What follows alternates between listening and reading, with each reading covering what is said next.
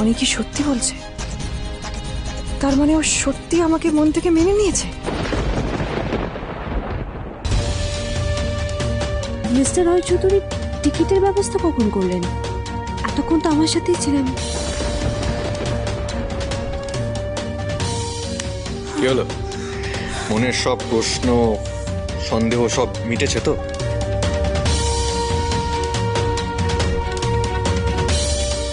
I'm so sorry. So sorry অনি, আমি over react করে ফেলেছিলাম। আসলে আমি একটু টেনশনে পড়ে গেছিলাম। তোমরা কেন এত লেট করছো, কেন এত আরোহী আই এম সো সরি আরোহী। আমি চৌধুরী ঠিক আছে, আপনার এভাবে রিঅ্যাক্ট করাটা খুব স্বাভাবিক ছিল। তো আমাদেরই ভুল, জানেন, আমাদের উচিত ছিল আপনাকে একবার ইনফর্ম করে দাও। পিসিমণি, আমি রিয়েলি সরি। পারলে আমাকে ক্ষমা করে দিও। It's okay Ridhima, it's okay. Arohi, thank you আমাকে বোঝার জন্য। Thank you.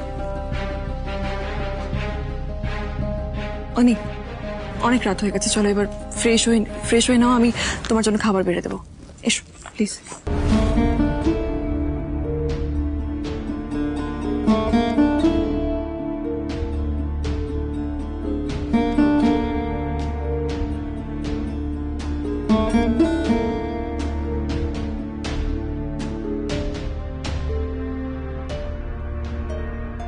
আরোহী, আর কোথায় পিসিমণি? ও কি ঘুমিয়ে পড়েছে? আরো বিট্টুদের বাড়ি আছে, আপাতত কয়েকদিন ওখানেই থাকবো। বিট্টুদের বাড়ি কেন পিসিমণি? বিট্টুদের বাড়ি হঠাৎ? बेटा आरोही, अभी के लिए यही अच्छा होगा। কিন্তু শোনো, আমার কথা শোনো। এমনি তো এই বাড়ির এখন যা পরিস্থিতি, তাতে বাচ্চাটা কদিন বরং বিট্টুদের ওখানেই থাক। ওখানে ও আনন্দে থাকবে, তুমি চিন্তা করো না। আমরা সবাই কদিন পরে গিয়ে ওকে আবার নিয়ে আসবো। তুমি এক কাজ করো, তুমি তোমার ঘরে যাও। আমি হিরু কাকাকে বলে তোমার খাবার ঘরে পাঠিয়ে দিচ্ছি। হ্যাঁ, আর ও ঠিক আছে, তুমি চিন্তা করো না। चलो भास्कर।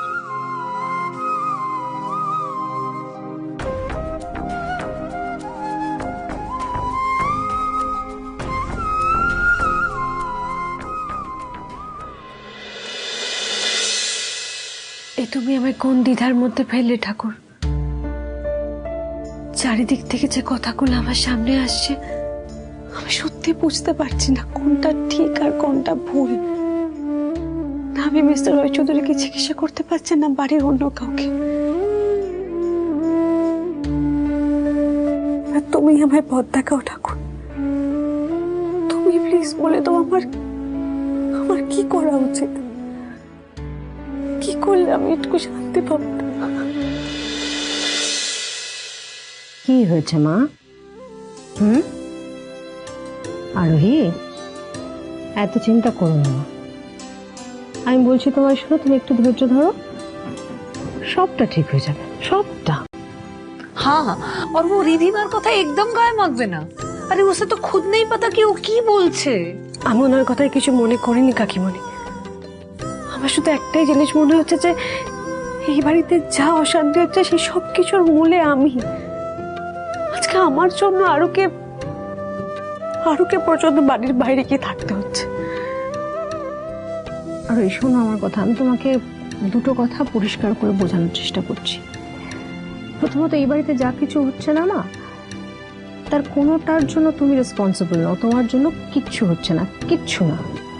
আর দ্বিতীয়ত, আমরা সবাই মিলে তোমাকে একটা কথা বারবার বলছি না, যে একটু সময় দাও, দেখবে আস্তে আস্তে তুমি সবটা বুঝতে পারবে, সবটা। আর সবসময় একটা কথা মনে রাখবে, যিনি আমাদের বিপদের মধ্যে ফেলেন,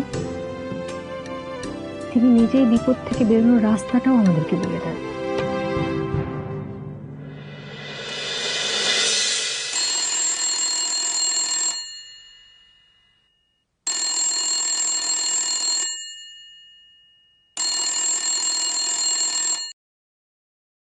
হ্যালো, হ্যালো অনিরুদ্ধ বাবু, বলছি দিদিয়াকে একটু দেওয়া যাবে গো? আসলে সকাল থেকে ফোন করছি, কিছুতেই ফোনটা লাগছে না। হ্যাঁ হ্যাঁ আমি দিচ্ছি।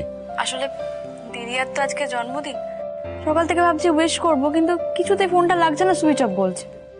আমার মনে আছে আজ ওনার জন্মদিন, আমাকে আরো বলেছিল। আচ্ছা তোমাকে একটা রিকোয়েস্ট করবো তিতলি। হ্যাঁ হ্যাঁ বলুন না।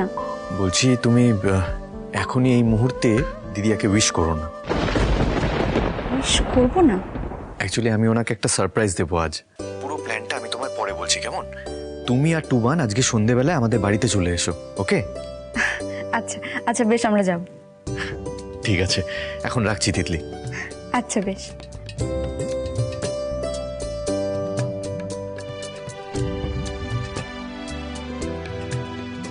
এবার তাহলে আরুর সিলেক্ট করা ওনার জন্মদিনের গিফটটা অ্যারেঞ্জ করতে হবে।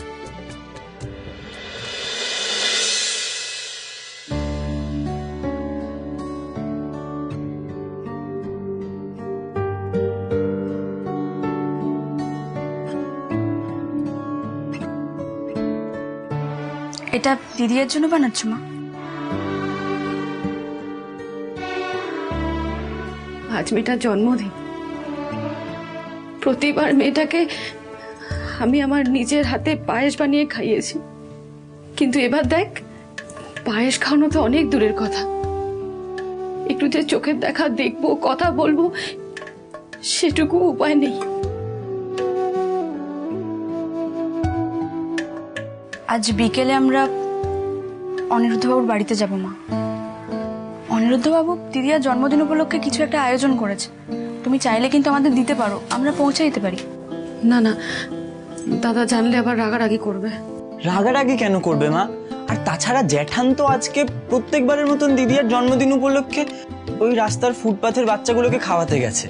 আর আমরা যদি দিদিয়ার জন্মদিন পালন করতে চাই, এটাতে দোষের কি মা? দেখ টুবান, তোদের জ্যাঠানি কিন্তু আমাকে এই পায়েসটা বানাতে বলেছেন। দাদার বুকটা ফেটে যাচ্ছে, দাদা মুখে কিচ্ছু বলছেন না। মেয়েটার জন্য এত কষ্ট পাচ্ছে, তবু একটা বারের জন্য মেয়েটার সাথে কথা অব্দি বলছে না। আচ্ছা মা, আজকের দিনে দিদিয়াকে এই কষ্টটা দেওয়া কি খুব দরকার ছিল? ও জন্মদিনটাতে একটু আনন্দ করবে, একটু তোমার হাতের পায়েস খাবে।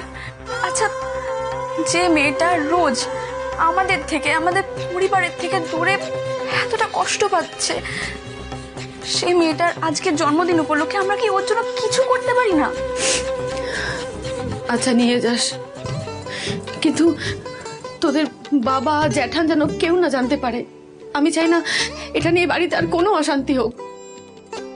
তুমি একদম কিছু চিন্তা করবে না, আমরা ঠিক পৌঁছে দেবো। তুমি শুধু পায়েসটা আর তোমার হাতে বানানো মিষ্টি আর ওই আচারটা কিন্তু মনে করে দেবে। আমরা দিদিয়ার কাছে পৌঁছে দেবো।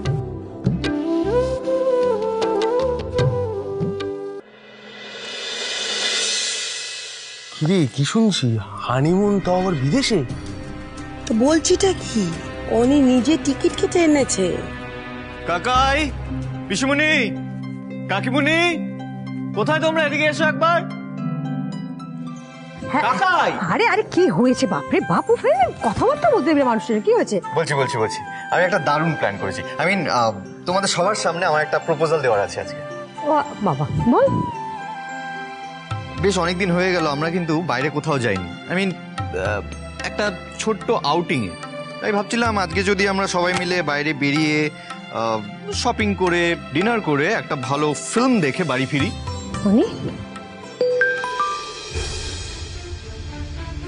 কি কেমন প্ল্যানটা? হ্যাঁ হ্যাঁ।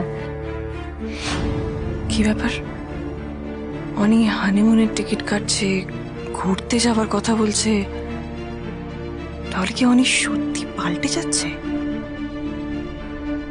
হ্যাঁ হ্যাঁ অনি, এটা তো অনেকদিন পর এরকম একটা অফার। ভালো হবে, কিন্তু মজা হবে, বলো? হ্যাঁ, তার জন্য আমি প্ল্যানটা করেছি। ইনফ্যাক্ট আমি অফিসের পরে তোমাদের সবাইকে ওখানে জয়েন করে নেব। হ্যাঁ, এই রে, না plan is really good, but the problem is যে আমাদের একটা কাজ আছে, জানিস তো। ওই আজকে তো আশ্রমে যেতে হবে, ওই বস্ত্র বিতরণের যে ব্যাপারটা, সেটা এই মাসেই সেরে ফেলতে হবে। তাই দাদা আজকে একটু দেখা করতে বলেছিল, তো আমাদেরকে ওখানে যেতে হবে। হবে না আমাদের।